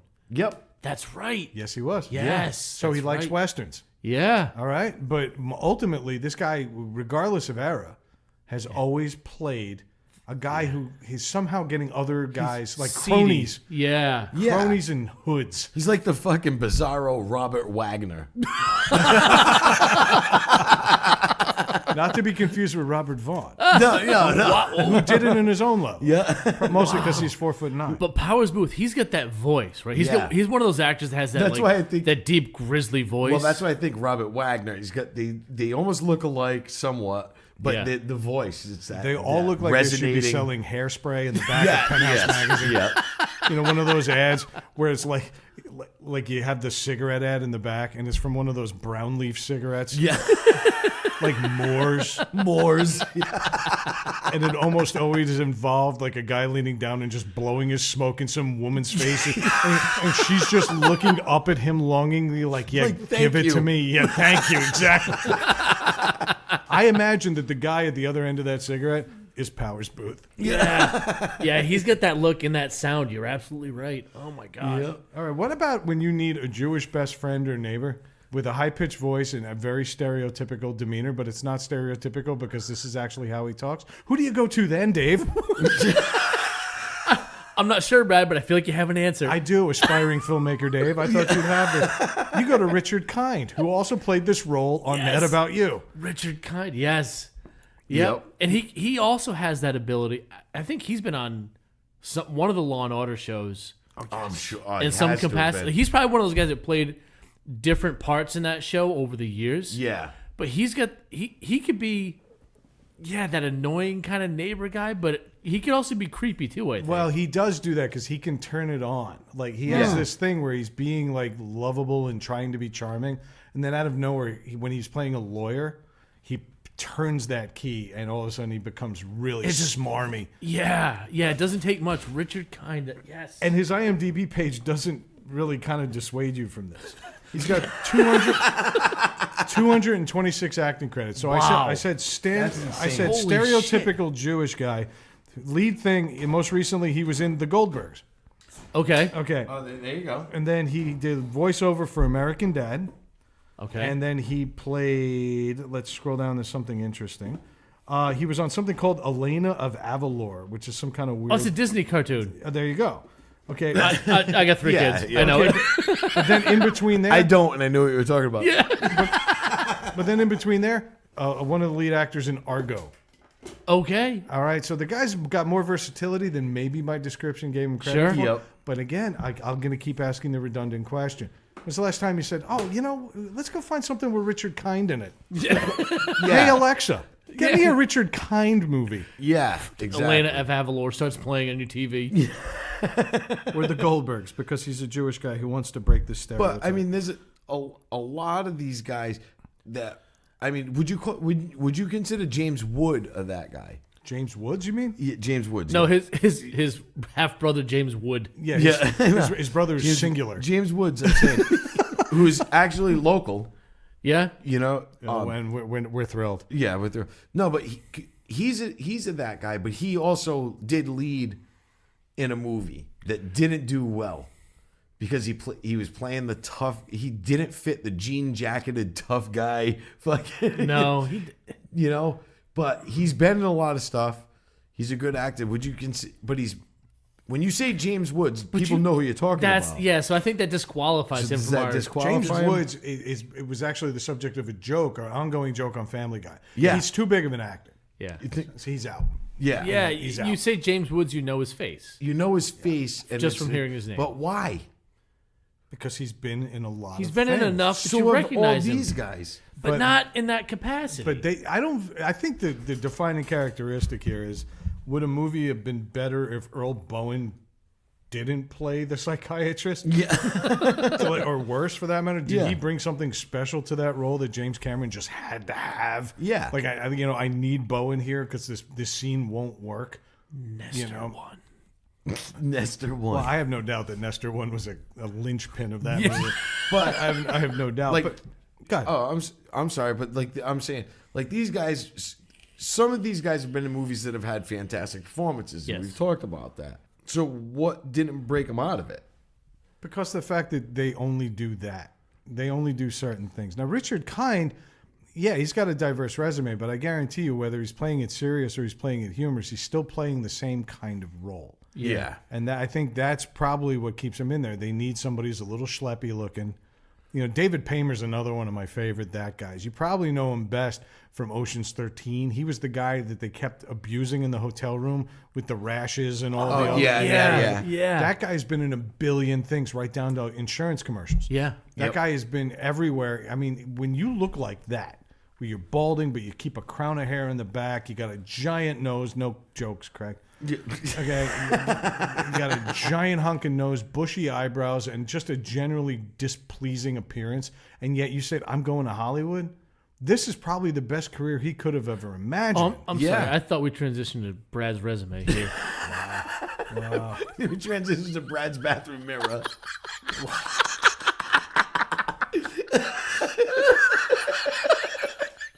I'm so happy about that guy thing. I'll take it. You didn't see that joke coming for obvious reasons. Yeah. It's okay. You'll say it next week. All right, let's move this thing along. Who are some that guys that managed to like make it out of that? Oh. Okay, we talked about how Richard Kind might not be one. Okay, James Woods may or may not be one. Who are some that guys that broke out of it? Like they were that guys, and then they had that role. They broke through that ceiling. Like who would you think of? I got a couple. Ooh. Jeffrey Tambor, we already mentioned. Yeah. Yeah. J.K. Simmons. Oh, yeah, that's a good one. Explain who that is. J.K. Simmons was, he's been, Schillinger. It was Schillinger and Oz, which was, I think that was his big break. It was actually Law and Order. He played Skoda, the psychiatrist. Skoda, yeah. That's right. That's But right. he was that guy. You've seen him in a lot of stuff, and you didn't really see. But then I think, to me, his big thing, you couldn't have got a better guy to play Jonah J. Jameson in Spider-Man. Oh my God, you're dyslexic. It's J. Jonah. J. Jonah Jameson says, I can't believe I got that wrong. I hate you so much when you speak. How long did it take you to I get recite your vows excited. at your wedding? It's like a 5.5 hour wedding. Nah, but Do I? Yep. But J. Jonah Jameson, right? You couldn't have got a better guy to play that character. Oh, he was perfect. He was fucking perfect. Yeah. I can't believe I got that wrong. Like, I think we're just excited you got J.K. right. Yeah. But Letters. he's in one of those guys. He started to pick up these roles. He was that background side character that was like the FBI agent or the cop that had a few lines and roles, and Yeah. he was there, but then there wasn't much substance to it. Even when he was Skoda, we always liked him. But he Yeah. never really had anything defining about that role. He seemed like a police psychologist. Yeah. When he became the Nazi on Oz, Schillinger. he had some outbursts. And if you remember that show, the later seasons, they really let him start being more animated. Yeah. They almost added some comedic elements to his persona. Not much. I mean, still a just Nazi. Enough. yeah. But he was trying to get along with everybody better, and he started being funny, and he got annoyed with some people in his crew. I actually thought that's where he did it, but I guarantee you he got Jonah Jameson simply by somebody seeing him riffing off camera. Yeah. Probably. That's what it was. And he did have that look. They're like, hey, let's give him a little box top haircut. Yeah. You know what I mean? And his mustache. And he the was mustache. perfect. And I'm like, holy shit, it looks just like he does in the comic book. And he was animated, like Brad said, like you would expect a comic character to be. Yeah. He was perfect. Yep. I know that they changed the whole vibe of Spider-Man, but if they brought him back, I don't think anybody would argue. No, No not at one all. would argue about that No. at all. Nope. At all. You know, now he's Farmers Insurance too. On top, I of was just everything going to else. say, now he's doing the insurance commercials. But he's even doing that uniquely. yeah. He's Commissioner Gordon in the new DC movie. yeah, and he's, yeah. yeah, which doesn't sit as well It with doesn't. me. It's not him. Yeah. No, and it's plus, I don't want you in both universes. Yeah. Yeah. I'm Okay. a little weird about that. I get weird about that too. Like, you can't be one or the other. Yeah, Tom Hardy did it. Tom Hardy's doing it. Yeah, Tom Hardy did it, yeah. Okay, I have one that he's going to get some argument. But then you go back and look at his resume, and you won't. Michael Caine. Michael Okay. Caine was... Not a name actor until the late 70s, early 80s, a good 20 years after he started. Yep. I feel like he was that British guy that needed to get older, to be more distinguished. He had to put in his time Yeah. to get Okay. I think when he was younger, they probably took his precise way of emoting, and they thought he was basically a poor man's James Bond. Yeah. And he Yeah. probably couldn't get roles. But as he got older, and he made some bad movies. I mean, he made The Swarm. He Yeah. made Jaws 4. The Yeah. Revenge. And the Sure, best quote about that movie is him saying, they go, have you seen Jaws 4? He goes, no, but I keep seeing the house that it bought me. Yeah. He's yeah. never seen the movie. Yeah, I can't say that I blame him. No. I wish yeah. I hadn't. No, exactly. What do you call it? Not even Mario Van Peebles could save that movie. Donald Sutherland. You could say the same about Donald Sutherland too. Okay. He made some bad ones. In the beginning, he made some bad movies, and he was that guy. I mean, shit, he had a short little thing in Animal House. He was Yeah. awesome in Animal House, so that little bit. Yeah, for that little bit, you know what I mean? I It do think funny, he was a name, though. but he was a name, and he was probably a draw for. Not a draw for Animal House because it was such a small bit, and I'm sure they weren't like Donald Sutherland. Yeah, no, that was a Belushi movie. Yeah, that was a Belushi movie. But I mean, this was a guy that had all these little parts, but he's also played some major ones too. So And he did leading up to it. His appearance in Animal House was basically a cameo. was Yeah. a cameo. It was yeah. kind of saying, hey, look, an actor. Look at my ass. Right. That's it. But the Yeah. bigger thing was, look at that really impressive actor that we saw in all those serious movies showing his ass in this stupid comedy. being silly for a minute. And that actually leads me into what I think is the best that guy transition ever. And that was because he changed his whole vibe. And that would be Leslie Nielsen. He went Yeah. from serious actor to the biggest goofball actor of all Yes. time. But He Yeah. wasn't a good actor in his time. When he was playing romantic leads, and that's how my mother, I remember when I showed her The Naked Gun for the first time, she's like, is that Leslie Nielsen? And Yeah. she remembered him from making like B-rate, like horrible romantic movies. Sure. He was always the lead guy, but he was never getting films because there were better actors out there. Yeah. There were Marlon Brandos and things like that. And so she remembered him that way, and I'm like, you never saw Airplane, did you? So I made her sit down and watch Airplane. And that guy made an entire career out of that out slapstick. of that slapstick, Yep. ridiculous Naked Gun. They had a television series. They had how many Naked Gun movies? Was were it there? Police Squad? Yeah. The Police three Naked Squad, Gun yeah, movies. three Naked But, Gun. and again, Airplane. How many people have said, "Don't call me Shirley"? Airplane, fucking genius. Great Yep. movie. Iconic actor making iconic scenes by making fun of himself, Yep. and Yeah. in a way, kind of making fun of his career because his characters always come across as polished and debonair until they're not. Until they're not, yeah. Like he's the Yeah. doctor, and I'm going to save this flight. And what did you have? The chicken or the fish? I remember. I had the lasagna. Yeah. Exactly. But he always did it with a distinguished air, and I think he That's was what- making fun of himself. Yeah. And Yeah. so I think he graduates. Yeah. That's a really What good. about Morgan Freeman? Morgan Freeman. I mean, He- shit, he's not only got started the late. electric company. Yeah. That was the youngest we know him. Yeah. I don't think he's ever been under 48 years old. No. Yeah. He looked exactly the same. He's got a whole show about God because he probably fucking knows him. They all hung out. They all went to prom. No, it was like that though too. Also, was Liam Neeson. Okay. Liam Neeson did a lot of small roles and stuff for a long time. I mean, shit, the 70s, Excalibur. Oh my God. He was like the third actor in Excalibur. You know what I mean? What was that terrible movie he did in the early? Rob Roy? Did he do Yeah, Rob Roy? Yes. You know, Fucking awful.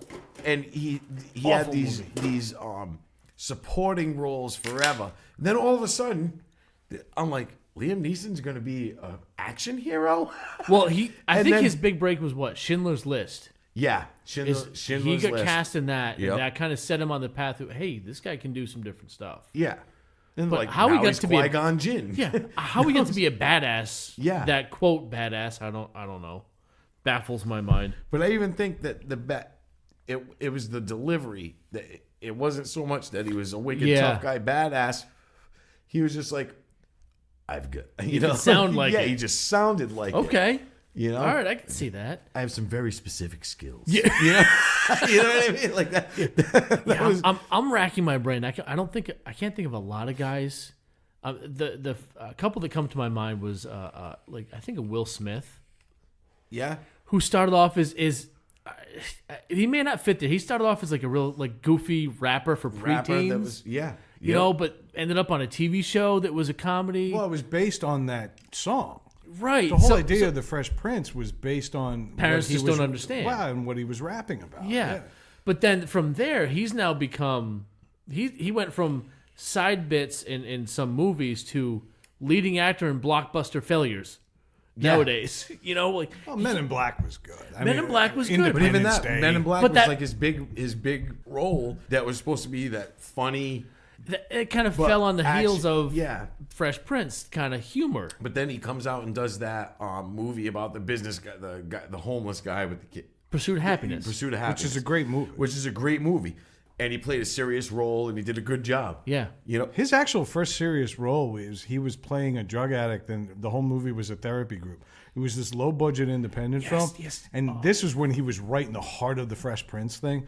And this was such a step out of character that they purposely didn't promote this movie because they were afraid it was going to ruin his TV persona. because it was like an independent film that he tried to. But he Yeah. showed he had some chops. Yeah. But I still think everybody knew Will Smith. That's true. So So another one I thought was Samuel L. Jackson.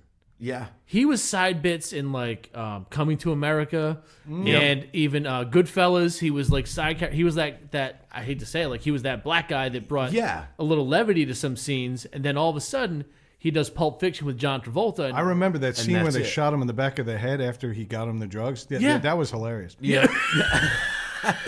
But you said something that because you said the independent film thing, and Alan Rickman. ooh, that's a good one. Alan Rickman was not. I mean, even after he was Hans Gruber in Die Hard, he didn't have major roles because he did a movie, and I'll you know, yes, I watch bad movies, but I'll recommend this movie to anybody. It's called Closet Land, and it's fantastic. And The Craig biopic. yeah, Biopic. yeah, So you couldn't even try to say it wrong. yeah. I tried, it failed.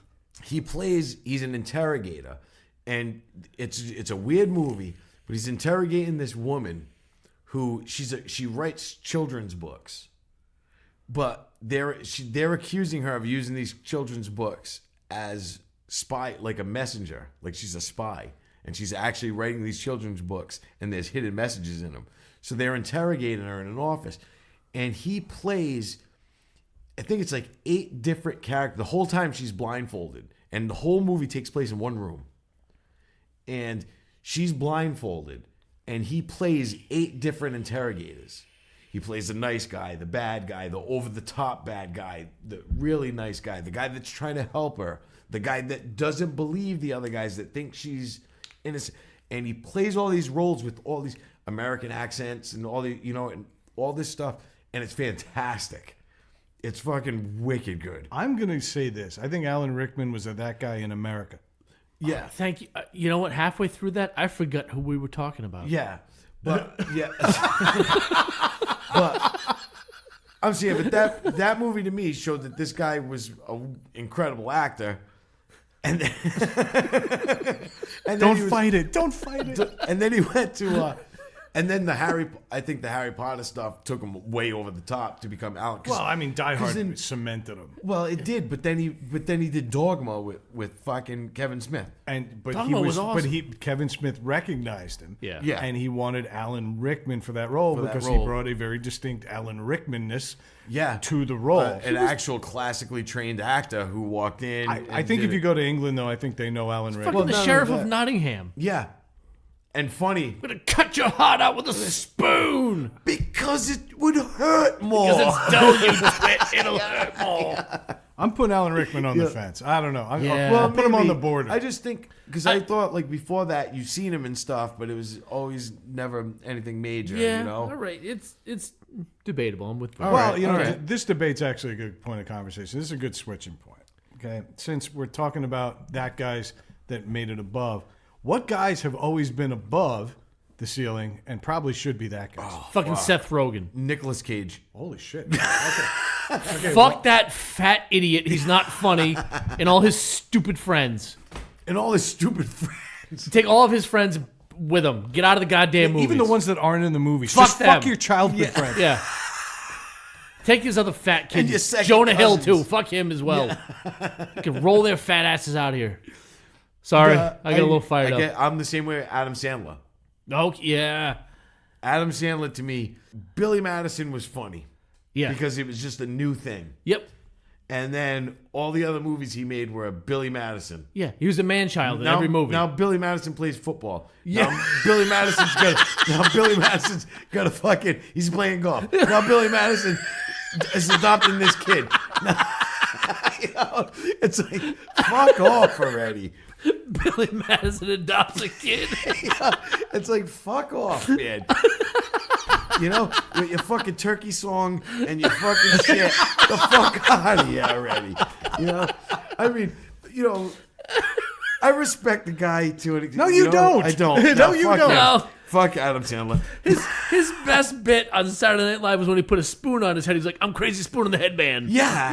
That's all he got. Yeah. I love that movie when he fucked Drew Barrymore. Oh wait, that was all of them. Yeah, exactly. Billy Madison fucks Drew Barrymore. That was the name of it. Oh no, that's when he fucked what's her name from Mortal Kombat. Yeah, oh yeah. But him, I can't fucking stand fucking Adam Sandler. And then Nicolas Cage is another one. Horrible actor. Brilliant. I think he's brilliant. No, I think he thinks he's brilliant and does things like he thinks he's like this method actor. He plays the same fucking character in every movie. He does now, yeah. He just plays his kooky. And I watched what he called not too long ago, Ghost Rider. Oh yeah. Fuck, it's so bad. Could have been Such a so much dick. better. Yeah, it could have been so much better. Well, they're He's remaking such a it. dick. Good. Without him. Good. And Ruined. did you know that when he made that movie, he took artifacts from a museum, like these Egyptian artifacts, and sewed them into the jacket, into the Are leather they real jacket. artifacts or were they from the set of National No, Treasure? they were. I guess they were probably from the set of National Treasure. No, but he took like these artifacts and sewed them into the jacket to give him the feeling, and I'm like, give him the feeling of what? Fucking, I'm gonna drive fast and real fast, and I'm gonna talk loud. Fucking Nicolas Cage, the fuck out of here with your fucking tax evasion fucking ass. Go fuck yourself in your shitty movies. Fucking fuck that guy too. Him and Adam Sandler can go fucking pound each other with a double-sided dildo and fucking jump off a bridge. I feel like we spent 95 minutes picking a scab. And that thing just flaked the fuck off. Oh, it was that scab. Yeah, that's All because we're talking about actors that you think are not overrated, but they should be. They shouldn't be the lead guy. I think they shouldn't Killed. be the lead. They should be I think. killed. Let me clarify. I'm not talking about actors that suck. I'm not talking about the Alan Baas of the world. I'm not talking about actors that let's are calm down. Everybody's getting out of control now.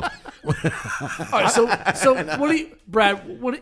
You're trying to reel us back in. Who do you have in mind? Give us some examples of what you think are that guys that are lead men that should still be that guy. Well, you want to talk about guys that play the same role in every movie. Yes. There's one guy that was a that guy, then became a Hollywood god, and probably should be back at that guy, and that is George Clooney. Oh yes. All right, George Clooney has an interesting career path. He started his career, at least the one that I can know of, was on The Facts of Life. Facts of Life. Yes. And he played the same character. He played the same character on The Facts of Life. He With was a kind of a mullet. little too cool for everybody in the room.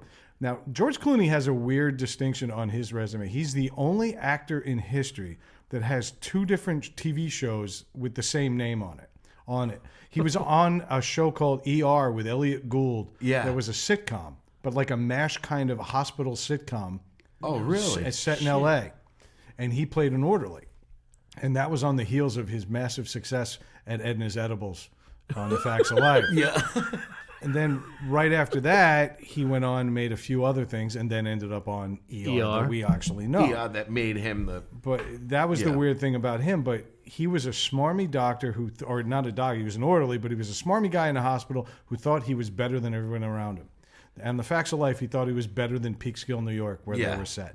Then he was too good for being an orderly. Then he was too good for Chicago Yeah. when he was a doctor. And then he went out and made a couple movies and somehow became this Hollywood legend Yeah. by playing George Clooney. Yeah. Yeah. That's what I mean. Now, I realize a lot of actors today do this. You mentioned Nicolas Cage. There's a billion other Yeah, guys we that talked about this a couple weeks ago. Yeah. But I feel like Clooney is, to me, the benchmark for playing. Sam Jackson's another one. Yeah. But another guy I wanted to mention, the Big Bang Theory's ending in a couple weeks. I like this show, but I'm actually kind of annoyed about the fact that Johnny Galecki is a household name.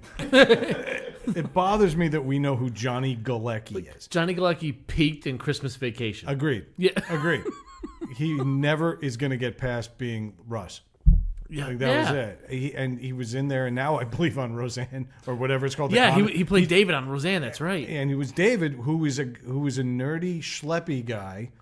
He was the badass boyfriend on Roseanne, though. He was not a badass. He was the bad influence on the younger daughter. Darla, I think was her name. Darlene. Right? Darlene, that's right. He dated Darlene and married her. Yeah, but he was. He was not a bad influence. He was everything that her father wasn't. He was a nerdy, tree hugging, like politics driven kind of guy, and he was very self conscious. He was always intimidated by the rest of the Connors. And then he goes to the Big Bang Theory, where he plays a guy who's intimidated by his roommate, and then eventually the girl across the hall, and then eventually his friends.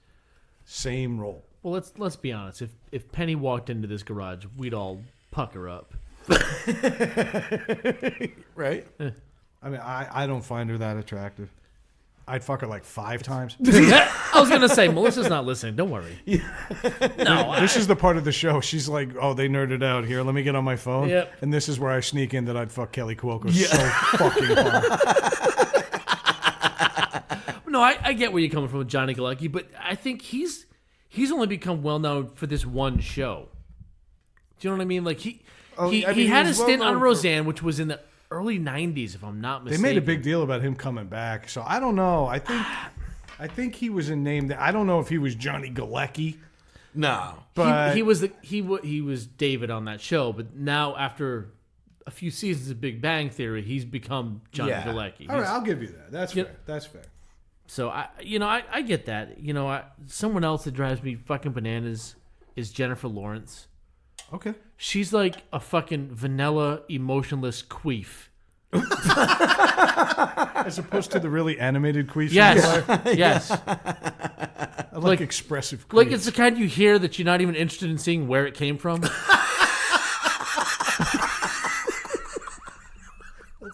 It's a queef. You should know. Like everything I see her in, she just looks like a roll of paper towels. You don't even want to decide to sniff to see. I don't even care. When you sniff it, I don't care what brand that is. I used to be able to jerk off to Mystique, and then she ruined that for me. Yep. I can't jerk off to Blue Women anymore. This is a whole separate episode. As far as she brings nothing to any role she's ever played. Every one of Dave's ex-girlfriends all died from asphyxiation because he wanted them all to be blue. Why is it so cold in here? Don't worry about it. Get naked.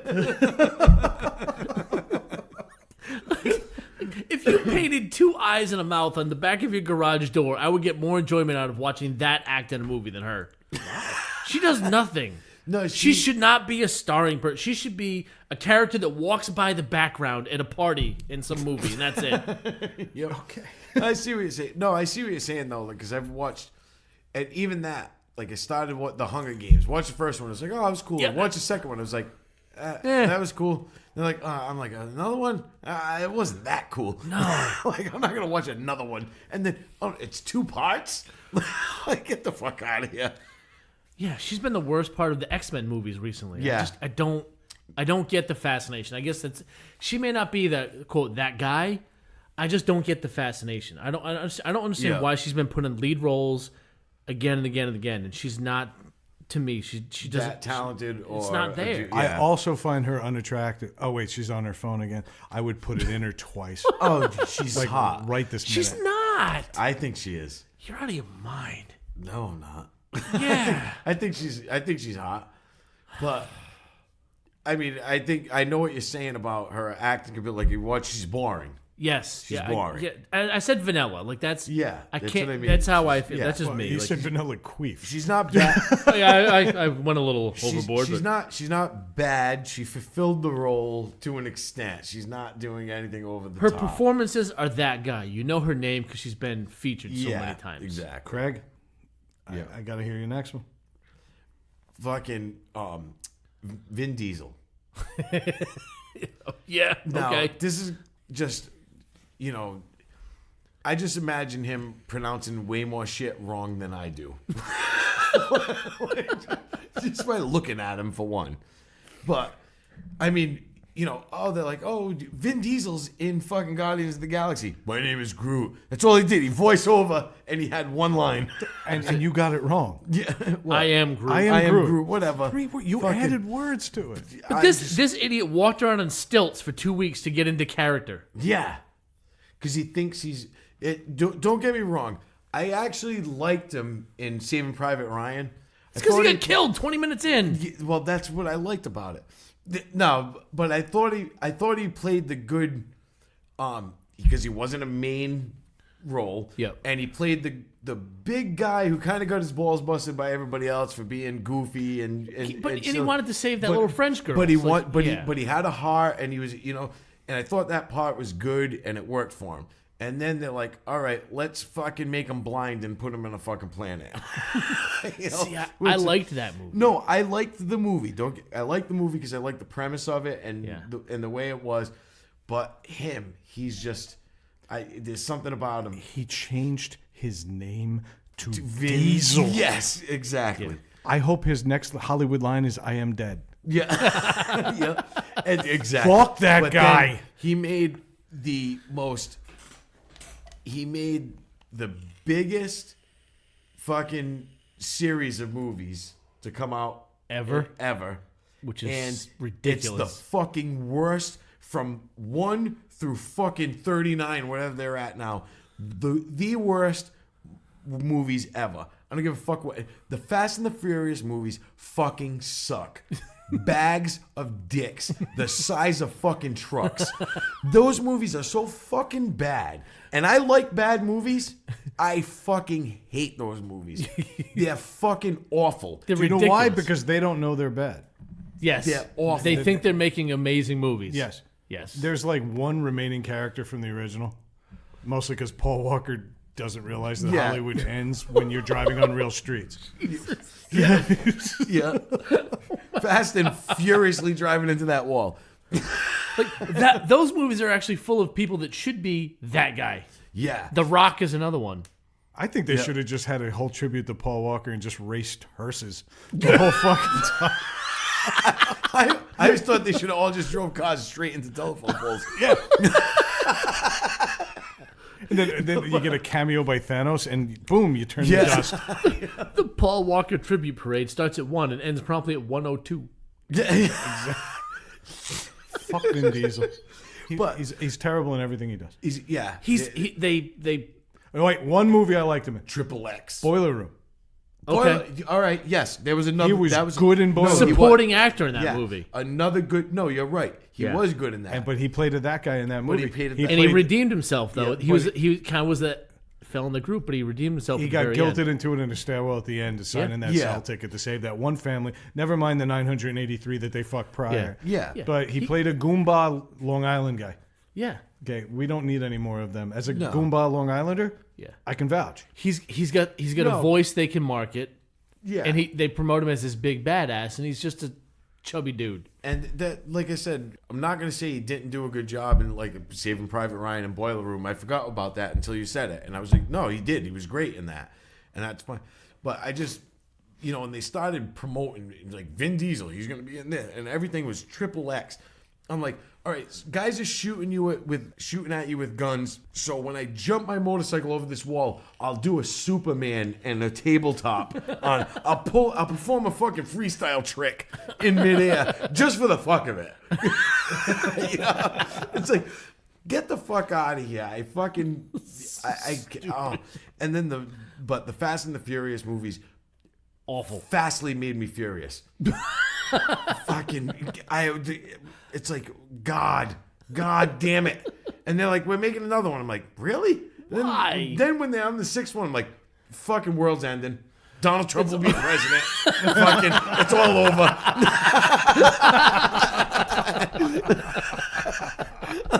It's all coming to an end. The only way they could top this is if they kill Paul Walker. Yeah.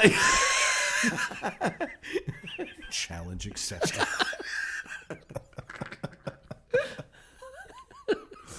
All right, let's get a few more in there, and I think we got to start wrapping this up. Yeah. I got John Krasinski from The Office. Because Okay. because I feel like he's now like a Hollywood leading man. He's doing Jack Ryan on Amazon. Yep. Yeah. But he played a very serious, spy-worthy version of Jim to the point where you were expecting him to look at the camera every now and then, go spies. Yeah. Actually, I watched some of those episodes. It's a good show. It's a good show. It's a great show. He does a good job. I don't think he does a good job. I think he's got talent in comedy, but now he's making horror movies that his wife is starring in. Yeah. He directed it, didn't he? Didn't they direct it? Yeah, I Did he think he direct did. that? I think so. Yeah, but he wrote it around the idea of making his wife a bigger star than she already is. He's married to Emily Blunt. She yeah. don't need your help. No. And he did what was that? 13 Hours. That was a good movie. What was I didn't that? see it. That was the is that the title 13 Hours? That was the Benghazi movie. Yeah. Okay. He did a good job in that. All right, so I he liked doesn't, that. he But that doesn't was his look at the serious camera role. and just go shrug. No, He doesn't do any of that. He's He's like, we're getting oh. shot at now. Bullets, where's Beasley? Yeah, where's me? And then finally, I got to close out with Channing Tatum. And I think Channing Tatum had the unfortunate reality that Chris Evans exists. like Chris Evans is doing, well, you're going to be Captain America. And Channing Tatum's like, what's more American than G.I. Joe? Yeah. You know, and so he stars in that thing, but they're playing the same roles. They have the same body. Yeah. Channing Tatum, if he starts making fun of himself, there's a future. He did it Well, at 21 Jump Street. And he also did it, which I gave him a ton of credit for. He did it in, what was that? And with your favorite actor, Seth Rogen, and all of those guys when they did, was it This Is the End? Oh, that was funny. That was good because was good. they joked on themselves. And they were also killing each other. And they were killing each other. And at the end, Channing Tatum. What's his name? Channing Tatum. Wow. I caught myself and just like, okay. Just Channing Tatum. Every for the episode should be a tax write-off. I feel like this is like Well, a Make-A-Wish thing we're doing My for thing you is, now. I worry about copyright infringement. But he plays the gimp for what's his name? I'm not even gonna attempt to say it. But Reth Shogun. no, he comes out of the van. And they're like, remember that? And Yeah. he's all humping his leg and stuff. And he pulls his mask off, his gimp mask off, and it's Channing Tatum. What's his name? Channing Tatum. It's Channing. It's Carol Channing. Carol Channing. Yeah, we'll stick with that. Craig's Yeah, you worried know what about I'm being talking sued by a stroke. My God. If you play this episode backwards, you'll hear what he actually meant.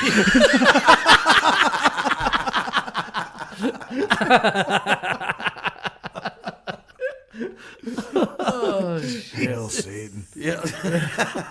All right, Dave, give me one more. My go. last one would have to be Jason Statham. Okay. He is that same guy in Yeah, every same movie. guy in every His movie. first two big movies, I think, were Lock, Stock, and Two Smoking Barrels and Snatch. Snatch. Snatch was an awesome movie. Fantastic movie. One of my favorites. But they were, I think, Snatch was one of those movies where everybody was kind of a supporting character. Yeah, there was no really one real lead. main lead. Yeah. He was good in that because he played kind of that snarky hitman with the British. Like, Yeah. it fit him. But after that, all these fucking movies he stars. He's in your favorite series, the Fast and the Furious movies now. He was in the Expendables, which was kind of they knew what they were making, but Yeah. he plays the same guy in every Same guy. movie. It's that The British tough guy that's got a hairline that starts at his neck. Yeah, exactly. All they did was they tried, and it doesn't work anymore. I don't think. I mean, to an extent, I guess it could, but the late '80s, early '90s, the action hero was big. Yeah. And there wasn't so many movies. I mean, who was your action heroes before that? Charles Bronson. That was fucking 55. You know what I mean? Yeah, your last big action heroes were like Stallone, Schwarzenegger. Yes. If you go to those B movies, you get like Van Damme and those guys. Yeah, exactly. After that, it's kind of falls off. It falls off, and then I think they tried to bring that back up. So they start throwing these people in the loot. Like we got to make action heroes, and that's one of the things with the Liam Neeson thing with Taken is they made him an action hero, but it wasn't necessarily an action movie. No. It was, but it wasn't. Yeah. It was a different take on the action it hero. was one story instead of different movies. One of my favorite action movies, I love it, is because they make fun of it, is The Last Action Hero with Arnold Schwarzenegger. Okay. And that's loaded with fucking bad guys. But for a reason, because they were making that movie. They were making that movie. And Yeah. I think it was funny because it made fun of the action hero genre. Yeah. You know? That's almost to an extent True Lies, another Schwarzenegger movie. Another one. Same one. Like they kind of like put a lot of humor into that movie. Jump, Daddy will catch you. The CGI in that movie for the time was amazing. The fact that they managed to work out Jamie Lee Curtis's testicles is unbelievable. Come on now. I'd let her fuck seriously, me. that was beautiful. I'd let her fuck me.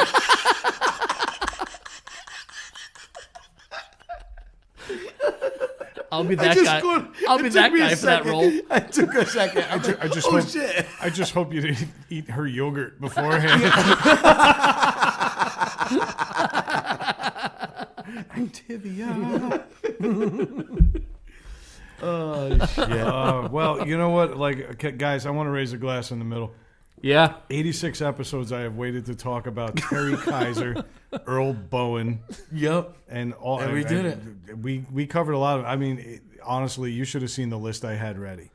When I knew that we were going to possibly dabble in these movies, I said, you know what? I might get my that guy conversation in here. Yeah. And so on my phone the whole night, you didn't realize this. I've been reading off a list. How do you think I sounded so fucking rehearsed about you this? were pulling out some shit. I'm like, God damn. Wow. I will say this in my defense, or like not defense, but maybe I should be defending myself from it. Most of the names that I spit out, I knew. Yeah. I knew. But yeah, as far as like the roles they played and everything, I was prepared because I had a feeling after Craig said he was going to watch this shit movie in between two really good cinematic experiences, that there might be the opportunity. You have to balance. Life is a balance. Life is a the balance. yin and the yang. Yeah. That was an awful lot of yang for one show. Yeah, I think you overextended your yang. All right, so let's do a little housekeeping and wrap this bad boy up. By this time next week, I promised it last week, but I'm a fucking liar.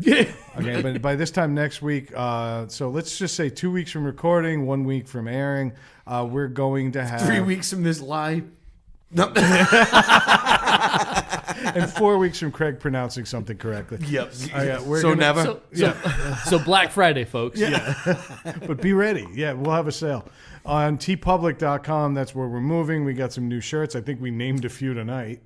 Yeah. I know that Vanilla Queef is definitely going to be a shirt. And then Reth Sogan and all of the other mispronunciations that happen. We'll be over there, so hang tight on that. But if you want evidence of how bad the printing was on the Teespring ones, just ask Dave to send you a picture of his wife's breasts. That's Craig's cousin. Craig has it. He'll post it. Fuck you guys. Ray, thank you for being a good sport about that. I'll try to calm down a bit. What else is going on? Do we have any music to mention? I can't think of any. Can't think of any. Not offhand. We're going to get some stuff from Deceased and One Slack Mind coming in soon. Yep. And then hopefully Cycle. We had a great conversation with Kaz, the bass player from Cycle, who you guys met on that episode. We're going to have those guys back in here real soon. Real soon. And they actually expressed some interest now that Kaz has surveyed the space. They might do a little live play for us. They're playing the Heritage Fest in East Providence this summer too, as well. Yes. Yep. I think we should all go. Yeah, well, I'll be there. Yeah, we'll definitely go. Getting back to housekeeping. Yeah, I think that's about it. Dave, you got anything? I'm good, my friend. You got any more photographs on that phone you want to share with family Craig, members? check No, this he out. doesn't. I'm going to throw fucking his phone in your fucking hot tub in 2 minutes. Then Brad will be right in that. I was going to say, honestly, I Never can't mind. think of a better place to look at that photo. All right, you know what? I always throw it to you guys. I'm throwing it to myself tonight. There you go. Okay, needless to say, we said it.